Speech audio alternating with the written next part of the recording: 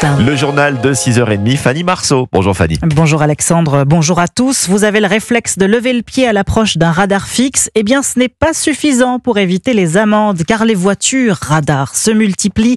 Des véhicules qui circulent partout, qui flashent discrètement tout ce qui roule trop vite.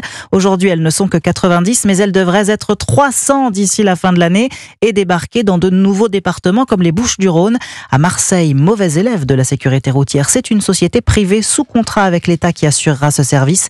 Reportage du correspondant d'Europe 1, Stéphane Burgat. Les deux voitures radar banalisées sont sans flash, totalement indétectables. Certains automobilistes sont en colère. Maintenant, la voiture, c'est devenu une pompe à fric. On va nous mettre une cible sur chaque voiture. J'ai tous mes points, mais en fait, j'ai toujours l'impression d'être pris pour un coupable. D'autres trouvent cette mesure nécessaire. Vous prenez par exemple la L2 sur Marseille, qui est limitée à 70, ça roule vite. Et tous les jours, vous avez des accidents. Effectivement, il y a urgence, selon l'avocate spécialisée dans les dommages corporels, Vanessa Brandon. Sur la région, on dépasse largement les 100 morts et ça va pas en s'améliorant malheureusement. Je pense que c'est simplement le fait que la route appartient malheureusement aux délinquants de la route puisqu'ils ne sont pas sanctionnés assez sévèrement et qu'une fois de plus, la délinquance routière n'est pas considérée du tout comme une délinquance ordinaire. La société en charge ne sera pas rémunérée aux chiffres, promet Rémi Bourdu, directeur de cabinet du préfet de police. Nous, ce qu'on leur demande, c'est qu'elles fassent un certain nombre de kilomètres sur un certain nombre de routes que nous avons identifiées comme étant les plus accidentogènes. Donc, il n'y a pas de course aux chiffres. Et il l'assure, cette mesure libérera du temps aux forces de l'ordre pour se consacrer à d'autres missions.